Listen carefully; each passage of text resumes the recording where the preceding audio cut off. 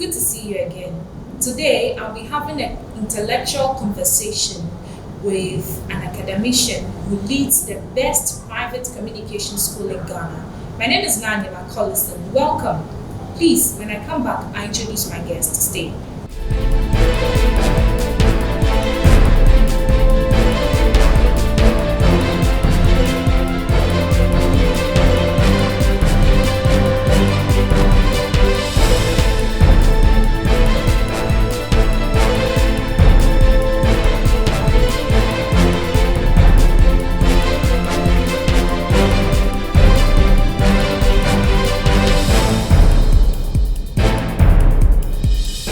My guest today has a PhD in Communication and Media Studies from Ohio University in the US.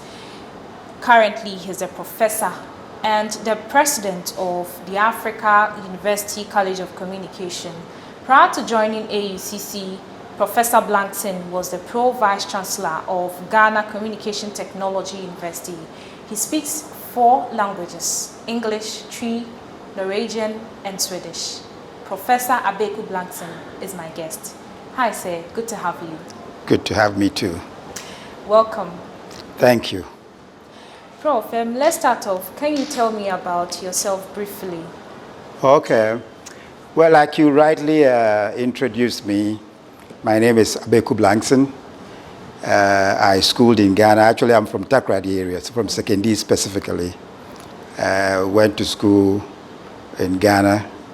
Had my bachelor's education at Legon with a BA with honors in geography. Now it's natural resources department.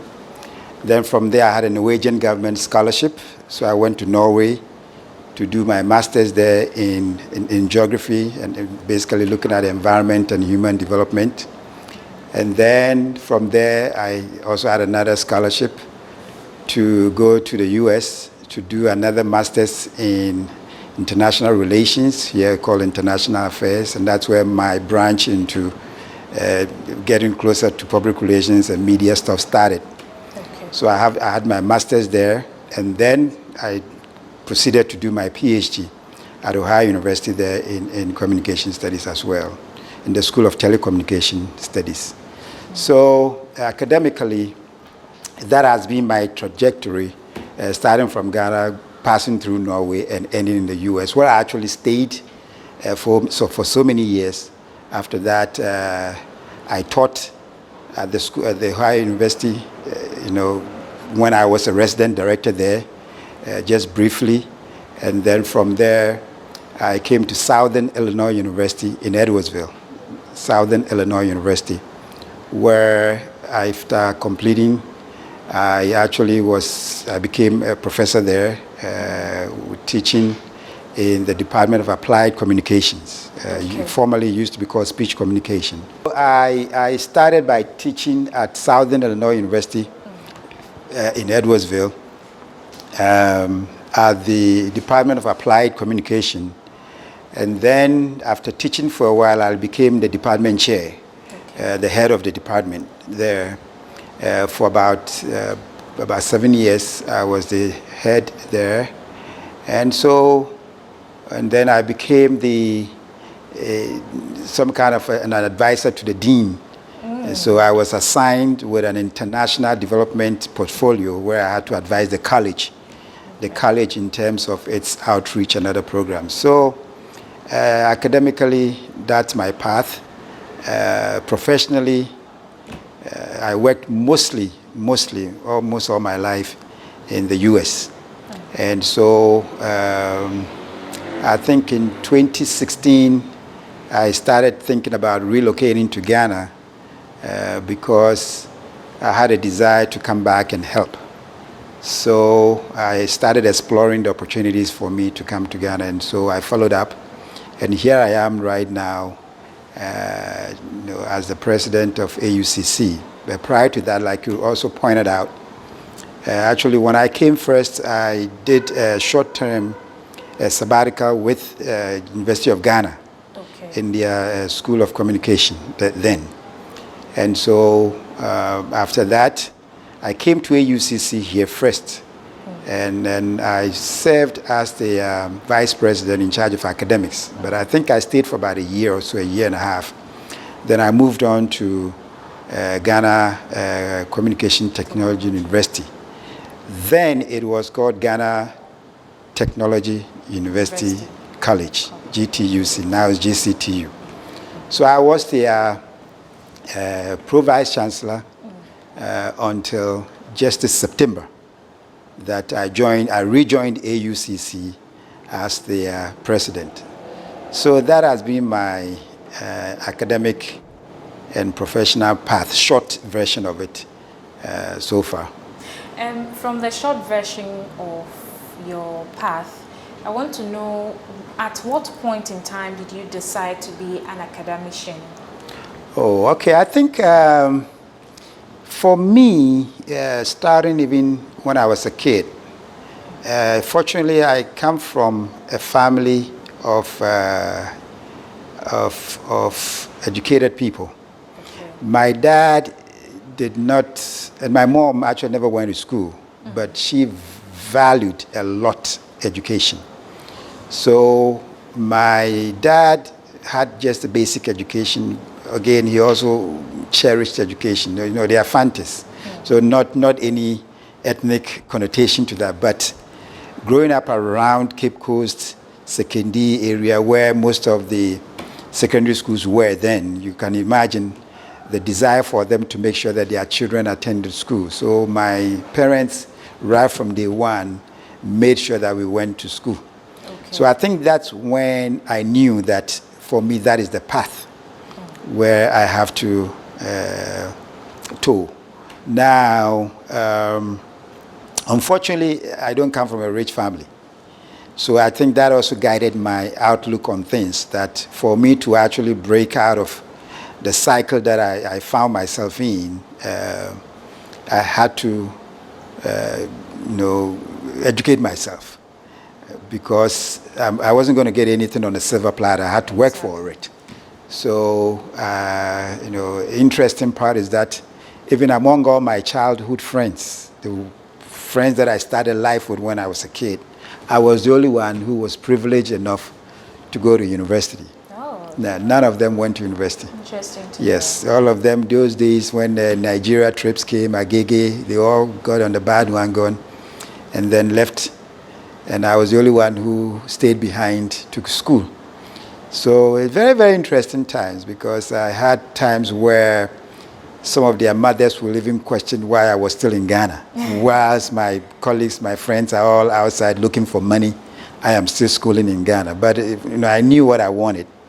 And I also knew that for me, that was my ticket out of poverty. So, and partly also because my siblings, especially my two older sisters, were pushing for our education. And so I think right from day one, I knew that I had to be an academic. Otherwise, I didn't know what else I was going to do. No, that was really, really motivational to maybe somebody who thinks they can't make it through if they are poor.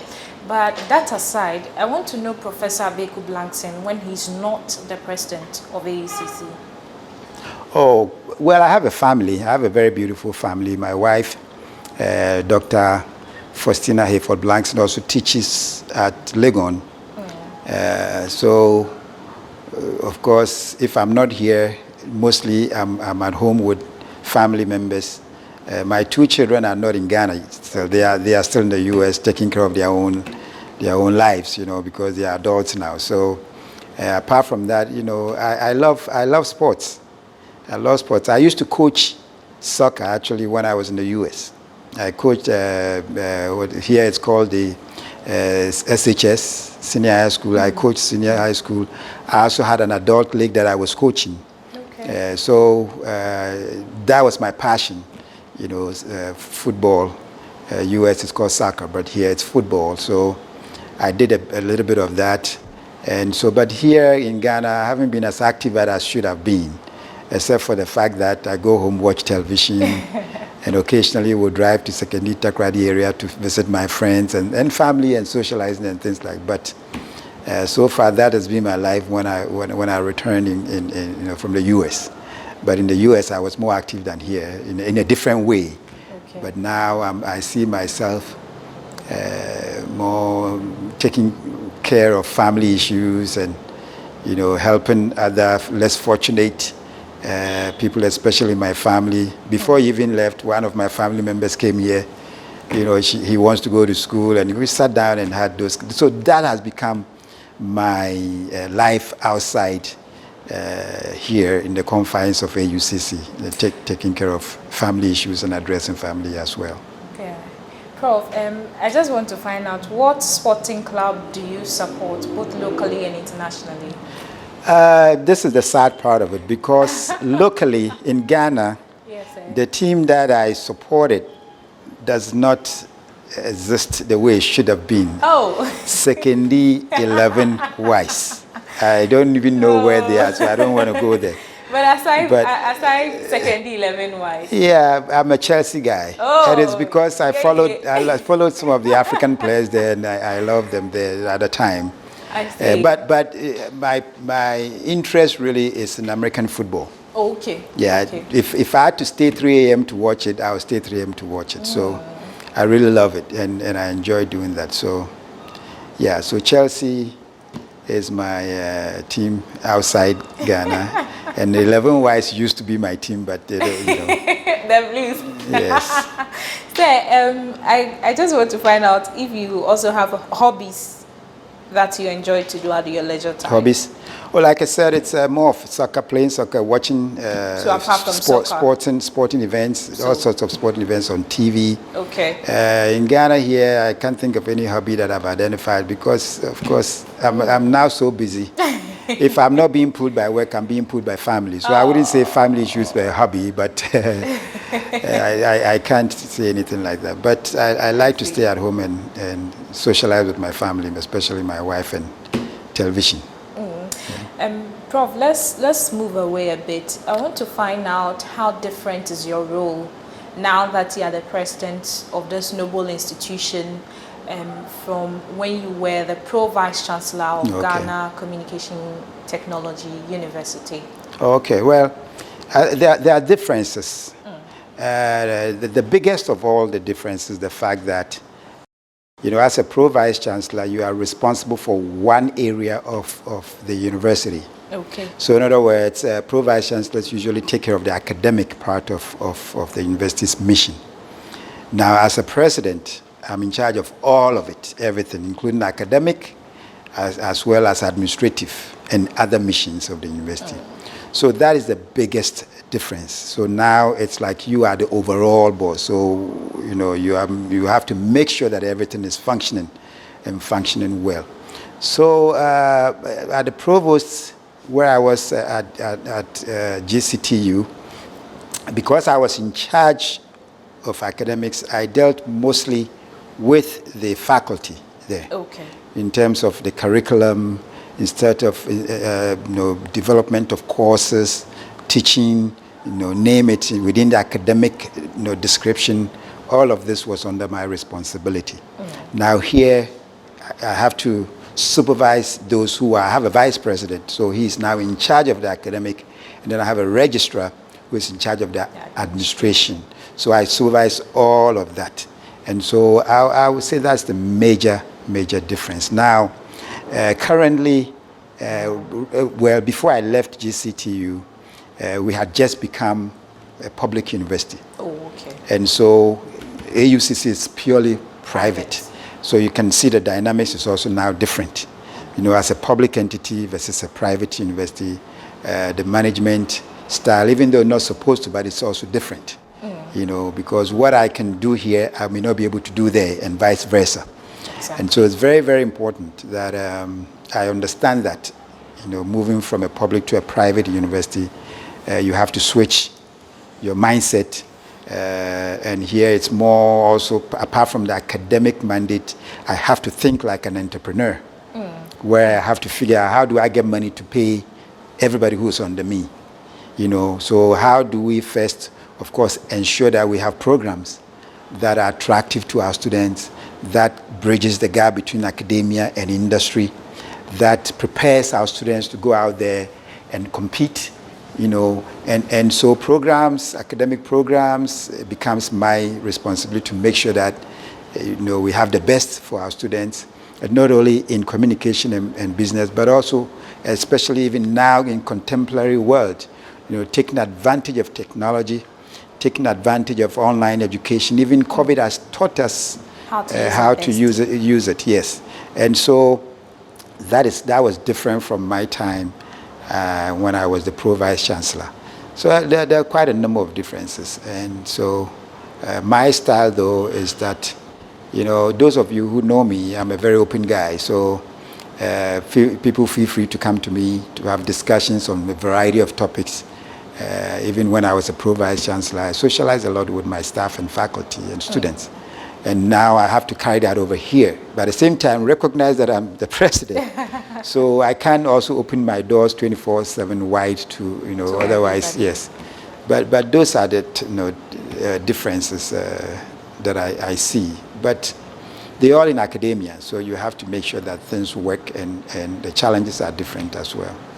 Very well, and Prof, I want to find out, or maybe you can educate me on your policies that you are bringing on board now that you are the president of Ghana's best private communication school. I like that. You emphasize Ghana's best private communication school. Yes, because we have a lot of competitors on board. Yes, it's a very competitive environment now. So when I actually was asked to, if I would consider becoming the president of the university, I had to sit and think deeply about what do I bring to AUCC. Okay. And so I think I bring a lot. And keep in mind, I had already worked here before, sure. Before I left. So I kind of understood some of the challenges that the institution was facing. And so my first mandate, the first thing that I had to think about is, okay, we are saying we are the best. What makes us the best, and how can we sustain it? All right, so that's the first thing I had to think about. So if we are the best, it means we are doing certain things that are right, and there are other things that we can tweak. So the first thing that I had to do was assemble all my team, the vice president, the registrar, the deans, the unit heads, put all of them together and say, okay, what is working and what is not working and what needs to be changed and all of that. So we had to do an internal assessment, okay. All right, to understand who we are, where we are coming from, and more especially where we are going. Now, all of this within the mindset and the frame of mind that, look, we are doing this, for our students and the nation. So we had to review our curriculum, and currently I have charged all the deans, the academic heads, to review their curriculum or their programs and their departments in terms of two main things: connection to industry. Okay. So I want to bridge that gap because the gap is too wide. Academics and industry in Ghana, it doesn't even exist. But I want to bridge that gap. Okay. And so I've charged them to start thinking about that. I've even charged them to look at the way students, the final projects, the level 400 projects, how it's done.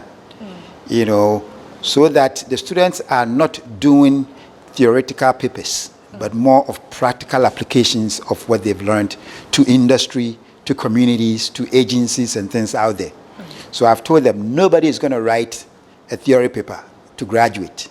You have to find a client out there, go to the real world, find a problem, use your training here, your education, your knowledge here to address the problem for your client. Great. They seem to be excited about it. We've done it before when I was here earlier. It was very successful. So I want to bring that back.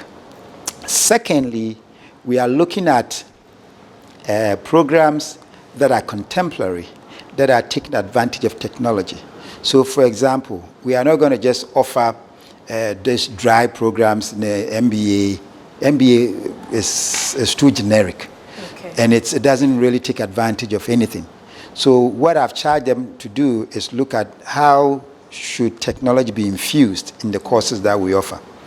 And so we are looking at data science, data analytics, you know, even AI, artificial intelligence, even in journalism, for example, which is one of our programs, how do journalists use technology, drone technology, all those. So I'm pushing them to begin to think and follow what the real world is about now.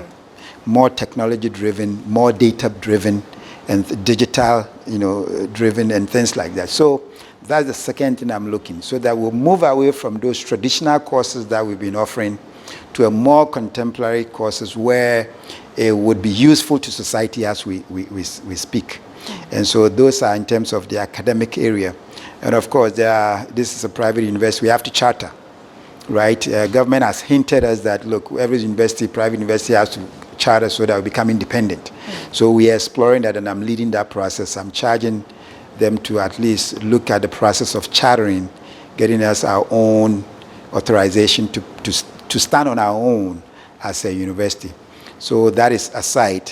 And of course, we have to also look at building networks. So networking is very important, especially with our alumni. Earlier on, we had this discussion where we have a lot of alumni out there. So if you're an alumni or alum and you're out there listening, I need you. So we have to now reconnect with them so that we can build together and, more importantly, educate and give back to our students. Because I think we have a wealth of information, wealth of skills, wealth of resources out there. Most of you, especially those in the media, you know, you are performing very well out there, and I see some of you there. So we are going to reach out to all of you to come and support the mission of the university. So, you know, I think I bring a lot of energy, revitalizing the institution again, making it what it's supposed to be, especially in the area of communication education. Because in Ghana, unfortunately, there's a vacuum when it comes to leadership in the field of communication education. And so I believe that AUCC is in a position to take advantage of that. So we are looking at, there's a lot of things that I'm bringing to the table, and we can go on and go on and go on and go on. But I think it's an exciting time where you know, we have to, you know, I have to gather everybody together as a team and advance the mission of the university, especially, and help our motherland, Ghana, you know, to succeed, our government to succeed in some of these endeavors that we've undertaken.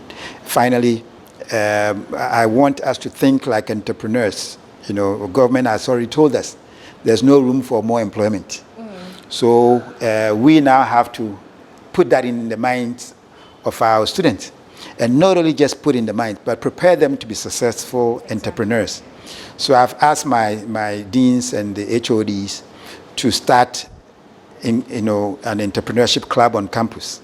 Okay. And then we would, apart from the entrepreneurship class, we have to also start courses in that area, so that those who are entrepreneurial minded can now have training, resources, you know, direction, guidance, and all of that, so that they can, before they leave, they even know where they are going, rather than chasing the government for job.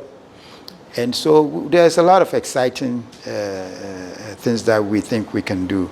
Our founder is, as we speak, putting plans together to start to build a Pan-African museum of African art and culture and things like that, which is a very exciting and wonderful thing. I think it's the first of its kind in our part of the world, and I believe even in the whole world. So, you know, we are looking at how can we attach the university to that, because we will take care of the educational side of it, you know, so that, you know, even those in diaspora, for example, can come and take courses either here or remotely on some of these African culture, African language, African artifacts, you know, things like that, because as a society we need to be proud of that. So we are very exciting time. Prof, I'm much excited about the plant you are bringing on board to bridge the gap between the industry and the school as well. But I cannot leave this one out. In your time, maybe you might have experienced different system when it comes to student politics on campus. What do you make of the recent student politics on campus? Okay. First, let me speak generally. Okay. And then I would narrow down to AUCC. This is something that surprised me when I came to Ghana. The extent to which, or let me put it this way, how student politics on campus has changed or has evolved over the period. My time, it was not like that. Even though subtly you can see certain influences. But I come and now I realize that the influences on the students is huge. Very. Very, very surprisingly. So in other words, you see clear demarcations. What even disturbed me the most is that they are mimicking the bad character that our politicians, some of our politicians have out there. So in other words, if you are not on my camp, if you are not in my camp, if you are not with me, you are my enemy. But which is not supposed to be so. It is not supposed to be so. So because of that, where we even have to use student talents on campus, it's like the winner takes all, loser goes home mentality. So you have very good potential students who could have helped. Because they were on the losing team, they disappear. They are gone. So I asked myself, wait, why is that the case? So the political thing out there has now influenced. So it's a mini politics on campus. So we have MPP, NDC, name it, they all have their camps on campuses. So the question is, are they doing politics or they are learning how to be leaders? Yes. Because in my view, they are not learning how to be leaders because they are being controlled. And even here in AUCC, that's one thing that I've come to inherit. Their recent election. Exactly. Their recent election, I was blown away that, look, a simple election, I'm hearing things that, look, Prof, people who are behind it, it's what is even causing the problems. Not the students themselves, because I've spoken to all of them involved. Okay. And I could see that even when, one individual will want to make a decision, that he or she thinks that is the best decision, because the people behind it say, no, you can't say that or do that. They also now blindly following the big people who are pushing them. So again, it is not helping. It is not helping. I don't know who started this, but it's really not helping at all. So we need to allow the students to become leaders, to hone their skills, to become, to train themselves to become leaders without those, because right now they all have entrenched positions already. I'm either for NDC, I'm for NPP. What the heck is that on campus? Prof, what's the way forward?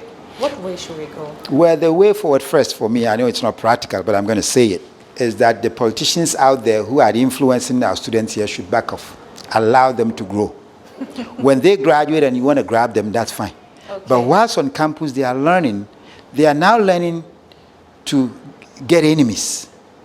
Okay. And that is the sad part. Because I was talking to two of them who happened to be in the same classroom. And used to be friends. Because now they're on different camps, they don't see eye to eye. I said, wait a minute. Can we just go back and be students and learn without yes. So I think the first thing is that the political influences out there must stop, or at least cease completely. Allow the students to experience student life and then choose where they want to go. If they, after that, they want to be politicians, fine. Okay. But allow them to grow and be politicians. Because what it is, when you allow them, they can come to compromises and work. Because I was even asking them, where is this idea of my team and my team? So in other words, you have the NDC team, the MPP team, and whoever else team.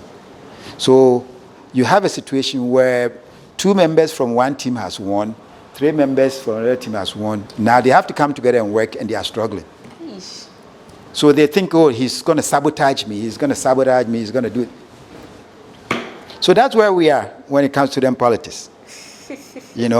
And the other part of it, because of those influences, they think that being a student leader means you have to be a difficult activist. So you go into management meetings with the idea that, you're going to fight management to get what you want. So I always tell them, in my office, in my camp, we sit down, we dialogue, then we come to a consensus, a compromise. You may win some, you may lose some.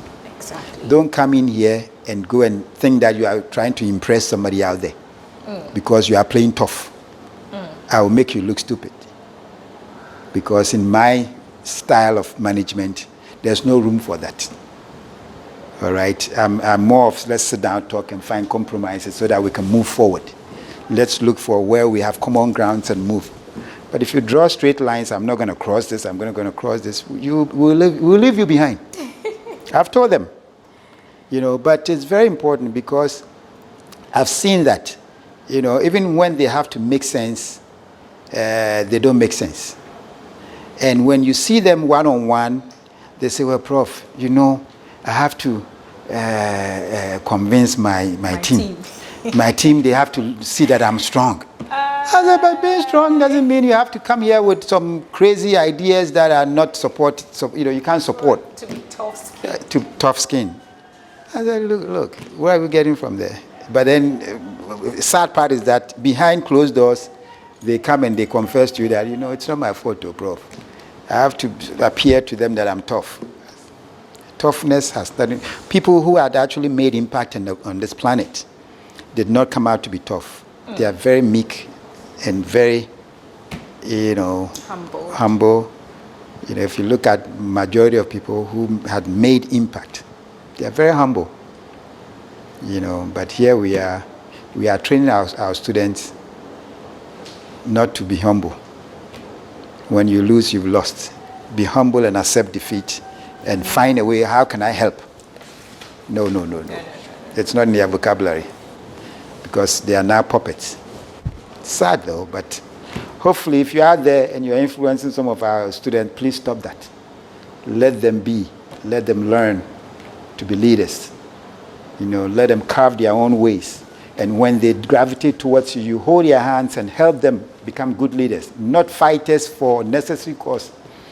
Not creating enemies as they go along, but create bridges where people can jump and up and help. So again, I think there's hope, though. There is hope. I believe there is hope. But we are trying to especially this SRC, I've had some meetings with some of them, and I've put that in their minds, that in my camp, I don't know NDC, I don't know MPP, I don't know whatever other party, I know you as a student. And if you are ready to work here, I'll find a way to use you. If you just join us, I'm here with Professor ABEIKU BLANKSON, who is the president of AUCC. Earlier on, we've talked about his life, how he became an academician, and also some issues relating to student politics, and then what AUCC is doing to bridge the gap between the school and industries. Now it is time to pick his thoughts on some national issues. Prof, we'll start off from education and employment. Okay. Do you think our current education system, when it comes to the tertiary level, has failed us in terms of feeding the employment sector? Yeah, I think that is an issue that has even come up.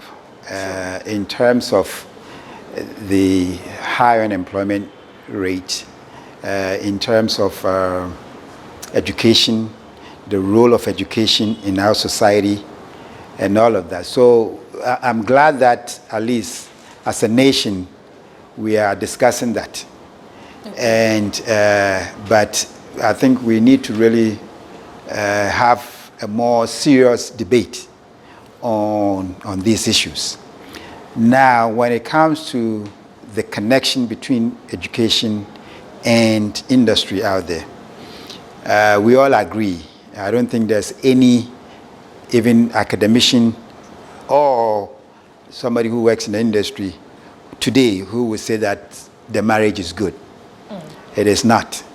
I think we've lost that connection for so many years. Gone are the days that when you are in school, before you even leave school, you know where you are going to work. They've already talked to you and all of that. Those days are gone.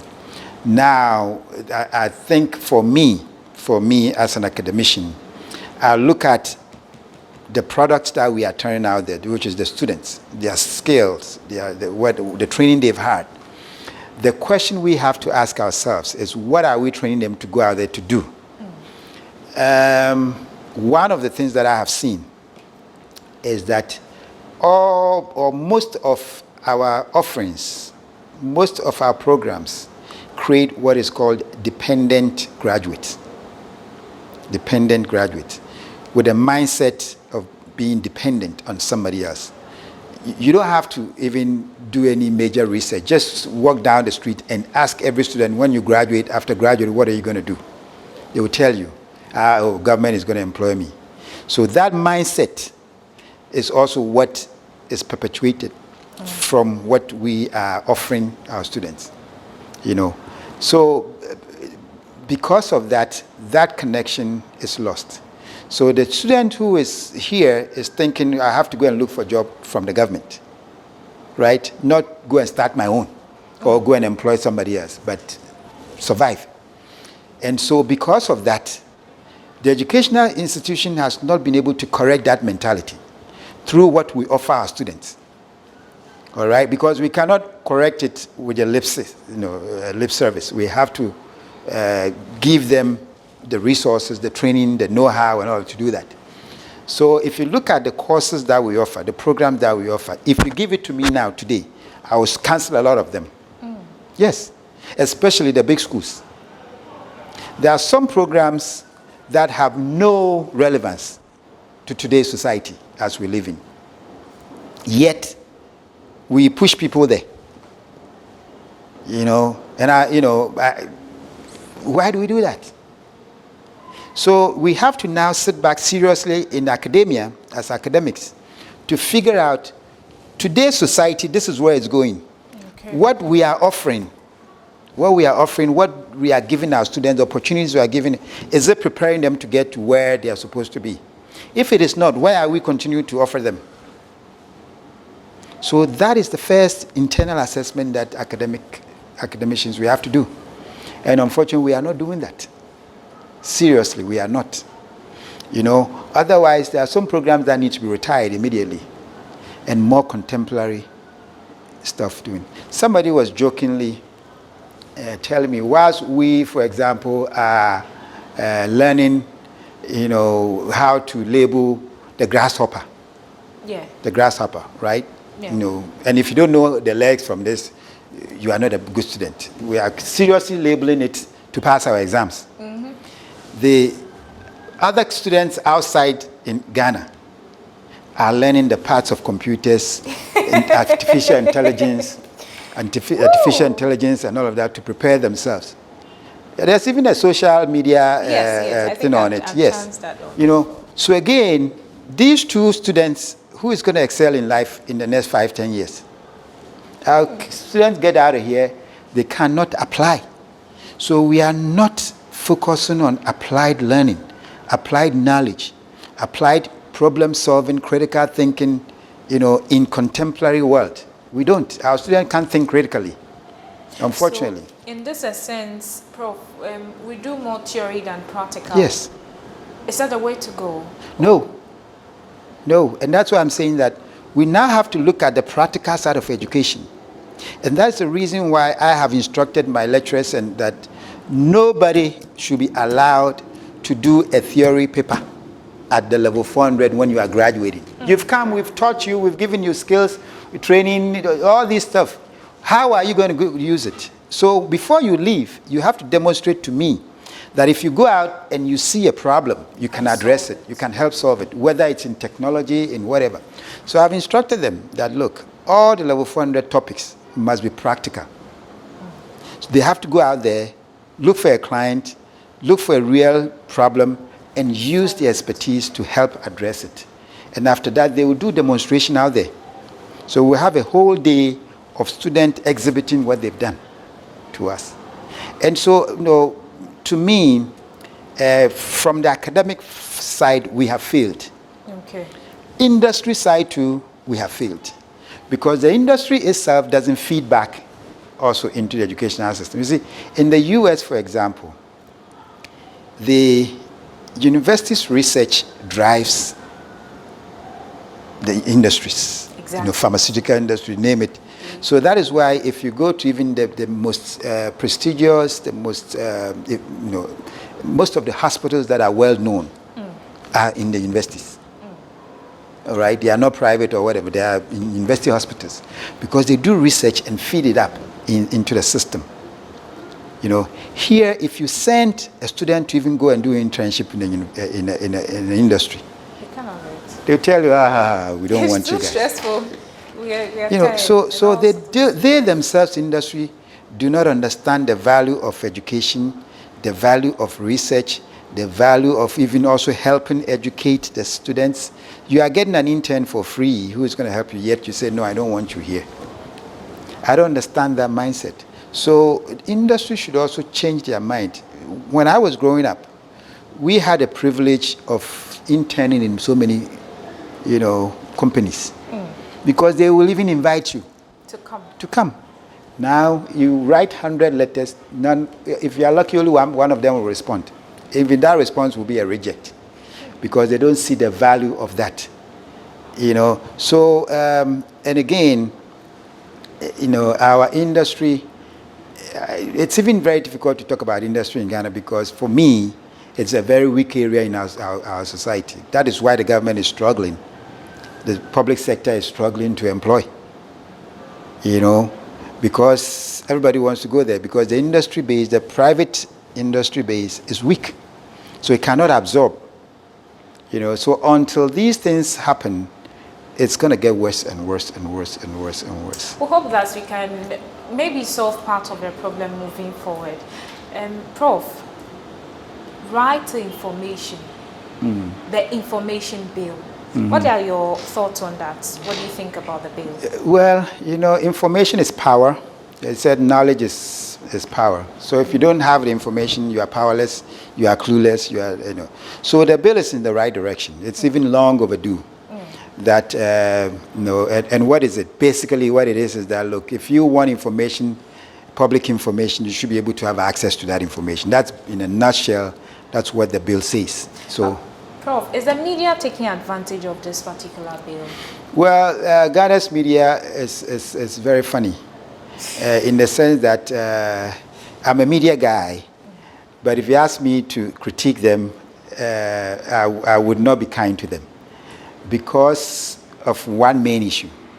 Look, in as much as there's a right to information, there's also a responsibility that comes with it. I am not convinced that our media in Ghana know how to use information correctly. Wow. Yes, and because I even have a whole lot of personal experiences with that. You would have an interview with them, tomorrow you read about it, and what you said is completely twisted. So I've given you information, but then look at how you used it. So in a way, you can also understand the government or the skepticism with which they are approaching this right to information bill.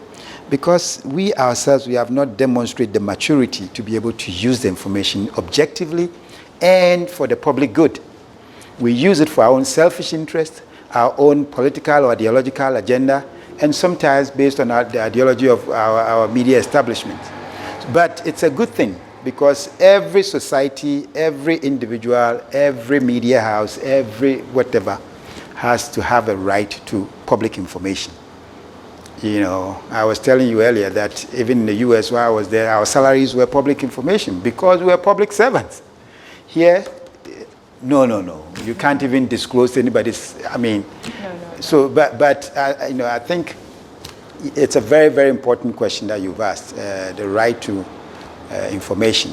It's a right that all of us should have, public information. Now, private information is a different discussion. But if it's for public good and all of that, of course, there are processes to follow to get it. You as a media person, if you want information, you just don't get up and say, give me. No, you have to follow certain processes and procedures, authorizations to get the right type of information. Then comes with the responsibility that you also have to go and use it wisely, objectively, appropriately, and all of that.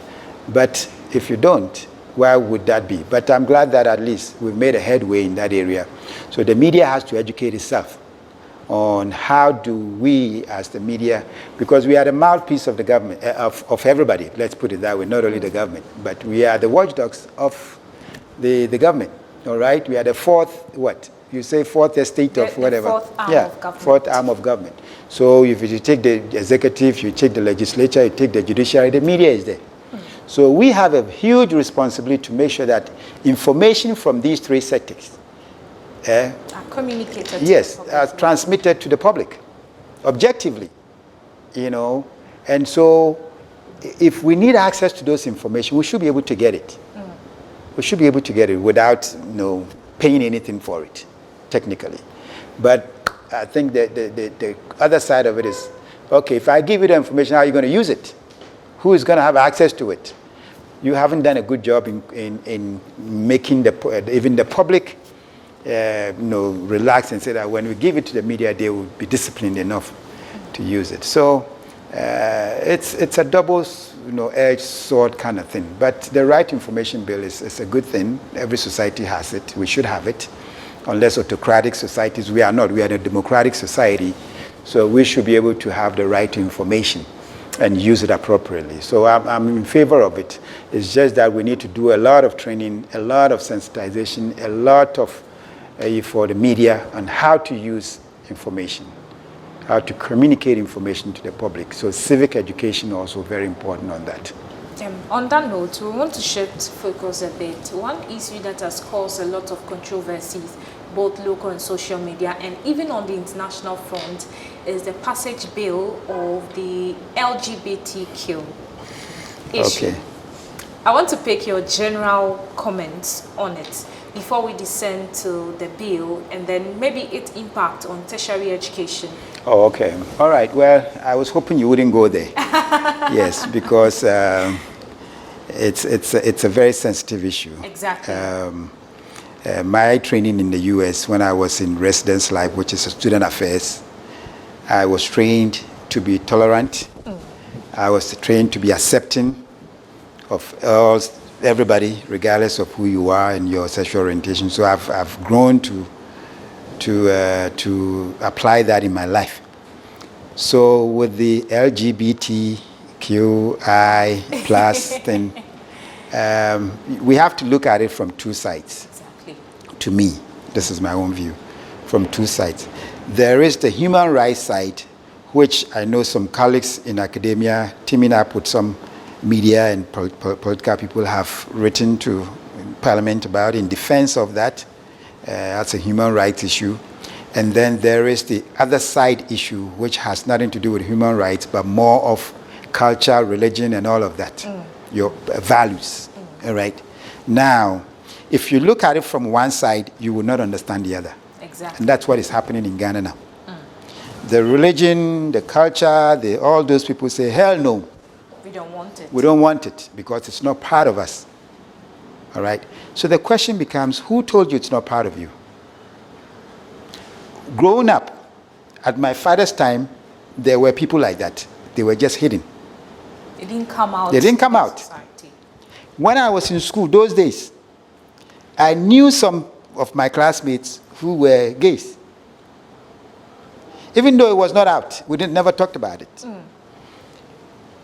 So the notion that it is not part of our system is wrong. It's wrong, to me. So now the question becomes, okay, how do we manage probably is not the right word, but tolerate and accept that? If you put Christianity there, or religion there, of course, Christian values, religious values are also very strict. And therefore, they don't allow certain things. Exactly. One of which may be this. You know. So again, from that purely Christian cultural, argument, it's very difficult to accept that as a normal behavior. You understand? If it was not normal behavior, then even in the biblical days, it wouldn't have been in the Bible. Which means the Bible even realized that there were people those days who were gays even and lesbians. Destroyed exactly. Sodom right. and Gomorrah. So the question is, what do we do? Now, interestingly, a friend of mine made this statement that I thought about. He said, what would Jesus do if Jesus was here? Would he have chastised them and said, you are not part of it? Because then, I don't know whether it will contradict what Jesus is teaching us, to be accepting of everybody. Whoa. You see, that's what my friend, who actually was a pastor, was telling me. So again, on that side, if you look at the cultural, the religious, the society, all those kind of stuff, because it's predetermined by some group, the dominant in many cases, then it's very difficult to embrace, because it's either or dichotomy. You can't be gay and be a Christian. So look at what the Pope said. And now some people are bashing him for that. Pope says, hey, who am I to judge? They are all humans, I accept them. But look, some of them, he's taking heat for that.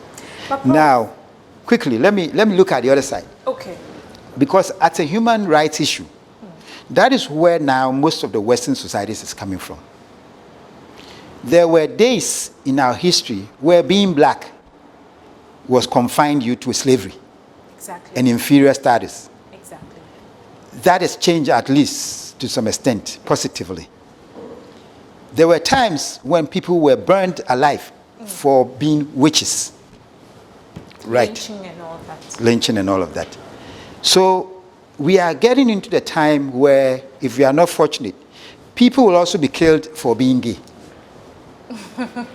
Now, they have a right to live, right?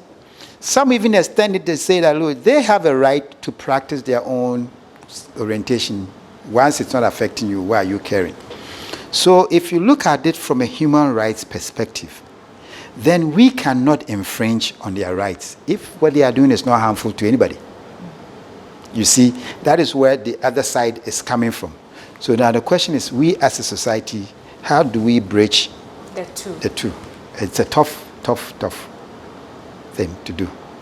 Prof, do you have any idea of the way to go with regards to tertiary institutions? You see them on campus all the time. The LGBT? Yes. Well, remember what I said from beginning. My orientation, my training, my background is to accept, tolerate, manage, live with, have fun with. So long as it's not in my house or you are not doing it in front of me, I don't care. Life goes on. It's your life. So, especially being in an academic institution, this institution, regardless of it being a private institution, has to be open to everybody. Exactly. Regardless of your orientation. That's my view. So our windows are open to everybody. Come and study, build your career, go and be a good citizen out there and create and have a life and create impact as you go. All right? And so I will not put my judgment on anybody. And I will not ask you whether you are gay, lesbian, or whatever before being admitted. No, it's not in my DNA to do that. And I would never shun anybody for being that. Because the Bible says, judge not. Who am I to judge? At the end of it all, we all, answer to our Maker. So if our Maker thinks it's wrong, you go, he will tell you, I taught you that one was wrong, why did you do it? And then you will answer, not me. So for us, I think in academia, academic institutions, our mandate is to prepare citizens for the real world out there, to be successful, and to contribute to nation building and all of that. That is what we should do, and not stay in somebody's way because the person says they are different from you. No. Very objective over there. You are watching an exclusive interview with Professor ABEIKU BLANKSON. We've touched on some national issues. We're just about wrapping up. This interview is coming to you on Discovery Radio and also on Adwa Television. You can also join us on online, Facebook, across all social media platforms, both on AUCC social media handles and Adwa Television social media handles to Prof. And before we wrap up, I just want to take your final words to the youth. Okay, that's a very important question. To the youth out there, there are certain important lessons in life that will guide you to go where you want to reach. One is patience. Okay. Our youth today are not patient in working their way out to get what they want.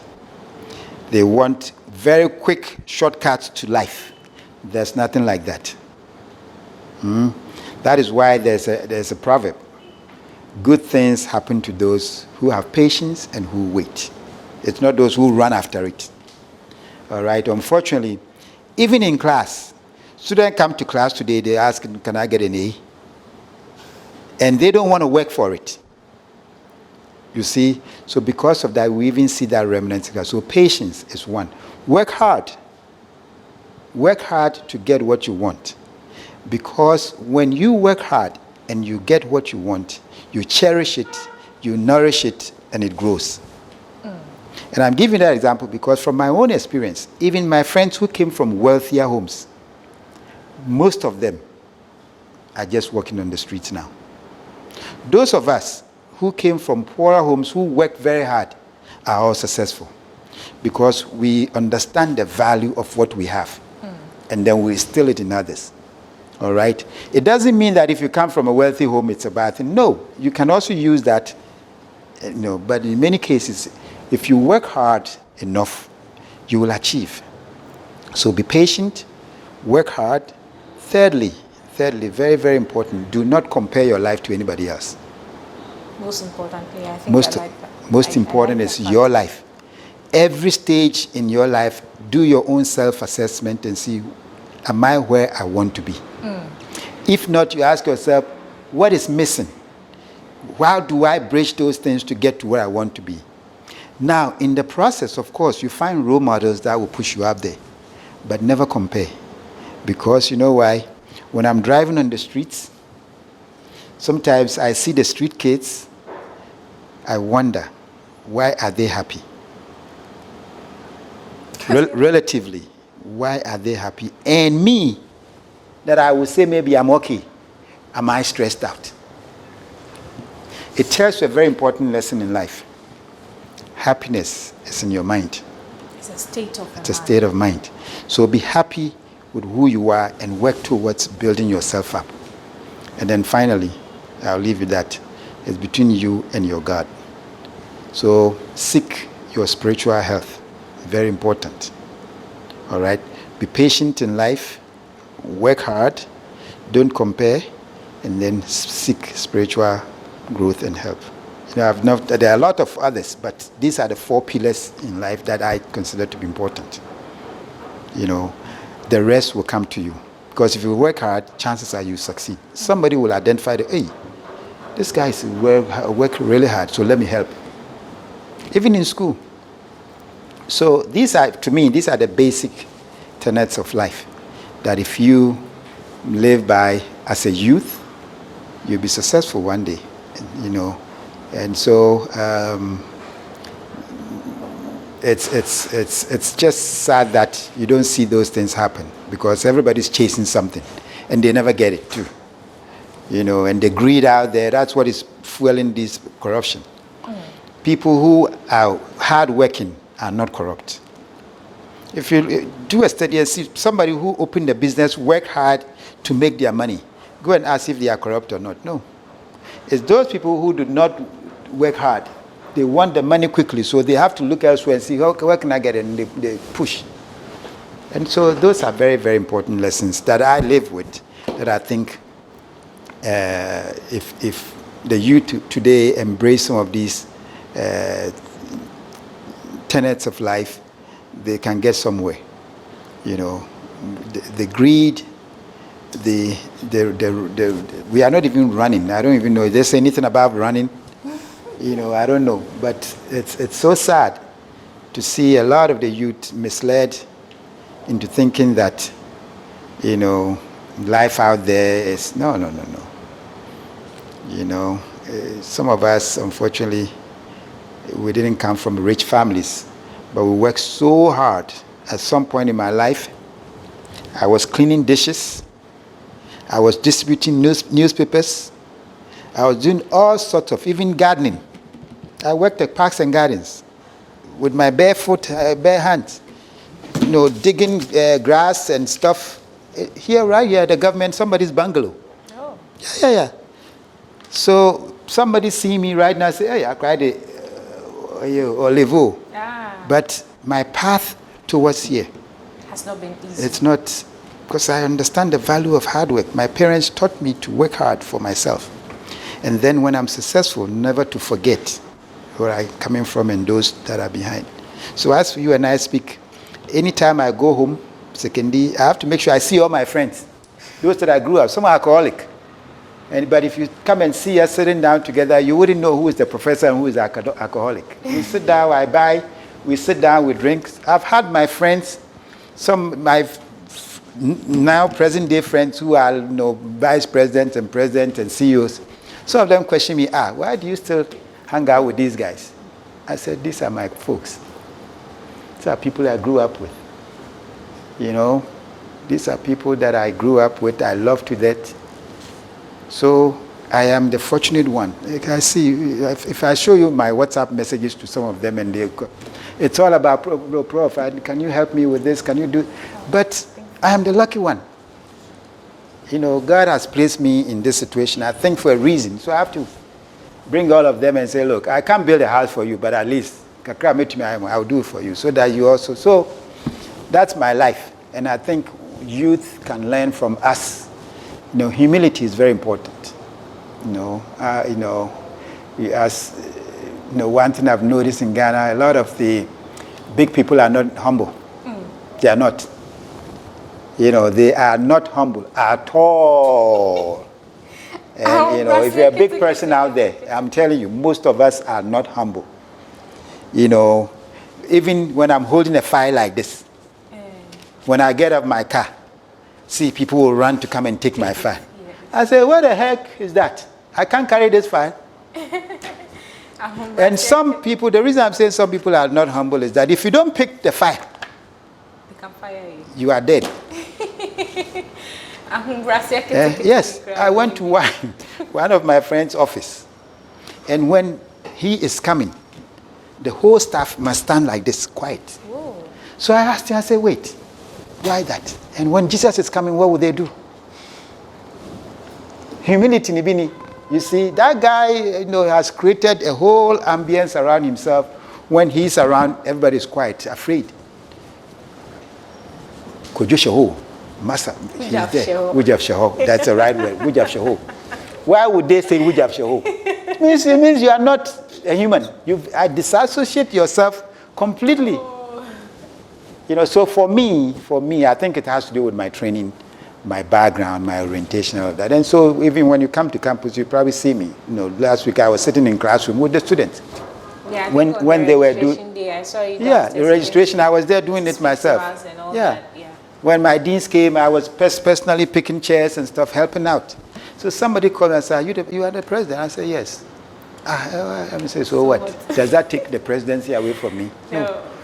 I'm a hands-on person, so I'm helping. We all helping. We're a team. But unfortunately, in our part of this world, you can tell the CEO clearly from the janitor or the cleaner and all of that as soon as you enter there. And they see you coming, scatter, they're all gone. Pretend as if they are working. But at the same time too, humility is very important in life. I think we all have to learn to be humble and be content with what we have. If you are not content with what you have, you always steal. Because the demands are too many. So, we are not honest and truthful at all. And therefore, as a society, these things are breaking down. I think they've even broken down already. Those who speak the truth becomes the enemies in life here. I've had times where, you call a spade, and then somebody will call you and say, why did you say that? I say, why shouldn't I say that? If that's the truth, you don't want me to say the truth? And so objectivity is gone. I have to say things that would appease or appeal to the target audience there, and we don't criticize. Constructive criticism is missing, especially in politics now. I have a lot of politicians. When I meet them one-on-one and in our own social groups, it's a whole different ball game. But then when they are out there, they are saying things that they themselves know they don't believe. You know, who are we fooling? We are fooling ourselves. Because the society that we are building, it's a cycle. It's not a linear thing that once you move here, you are gone. No, it's a cycle. If it doesn't come back to hit you, it will hit your relative or your daughter or your son or anywhere. So we've lost sight of that interdependent, relationship. And we think, oh, I'm the richest person here, so my life, is isolated. You are not isolated. Look at it. One thing that guides me is that the people who commit suicide the most are the rich people. The poor people very few of them commit suicide based on maybe, marital issues and stuff. But majority of suicide are people who are rich. It tells you a very important thing in life. Riches cannot buy you happiness. Happiness is a state of mind. It's a state of mind. So be content with what you have and stop stealing. Stop stealing from the government, from the state, because, if you get millions of dollars, what are you going to use it for? No, let's seriously. If, I've had people who why did you leave the U.S. and come to Ghana? I say, I'm not in Ghana for money. Otherwise, I would have stayed in the U.S. You understand? But if you are stealing all this money, I'm not saying money is bad, but beyond a certain point, you don't need it in life. Right? Beyond a certain point, it's headache and stress. So we should learn that in Ghana. Especially those who are politicians and CEOs and those who are in public. Because sometimes when I read this report that comes out of the public, your friends say, Accountant General's office, it's so sad. This report, it's so sad. You can't understand why people would just take all that money. And you ask yourself, what are you going to use it for? Can you chop all that money? No. So then why did you take it? My brother, you understand? Why did you take it? How much do you need to survive and to even be recognized in your society? Not these millions of cedis and dollars that people are stealing all over. It's very, very, very pathetic. When I came to Ghana, I almost went back. And I have friends who still call me today and say, but it's our country. We all have to come and help. So I have to always defend these nonsense that people do out there. Even on my own meager salary, this salary that I have here, I'm living a very comfortable life. So I still don't understand why people would just steal millions of cedis. It doesn't make sense to me at all. I don't know, maybe you do. I don't. Because even at my private university, they don't give you a lot of money, small money. But at least I can live on that, even at my level, and live comfortable life. So please, you ask for that, our youth out there, you don't need all that money to be successful and to be happy. So let's cut that, stop that killing of our own nation and looting of our own nation, because it's not helping us, so that we can build a stronger society where others would like to come and stay here, so that we don't travel outside. Dubai. Why do we go to Dubai? It's because they've built Dubai such that it's attractive. Dubai, what does Dubai have? Resources. We can do the same here, so that we don't go to Dubai and spend our money there to build up Dubai. So our leaders should also take note of that, because we failed our youth, and our youth are also failing themselves, and all of us are failing. Thank you very much, Professor. Thank you very much for having me. You've been very insightful.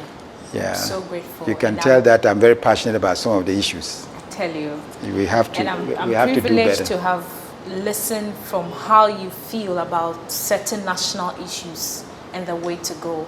I have personally learned that, one, you need to be humble, stay content with what you have, and most importantly, work hard for yourself. I believe if you take steps to apply these 3 words, it would help us all to build a country that we are all yearning for, to stay inside, so that Ghana will be a better place for all of us. I'm grateful, Prof, once again for your time. You are very welcome. Thank you you too for the opportunity. A special thanks goes to the team at Discovery Radio, most especially Nane Champon, Ezra, and the entire team. Also, I'm grateful to Mr. Cyril Jones Okine, Deputy Director for Adwa Television, and Mr. Reginald Robertson, Programs Manager for Adwa Television, Frank Pinstel and Henry Sasu, my guys who came along with me, Benjamin Salasi and Sylvester Pule. Thank you guys for your time. I'm so grateful. My name is Naa Anyema Collison. Till we meet again, please stay safe. Bye for now.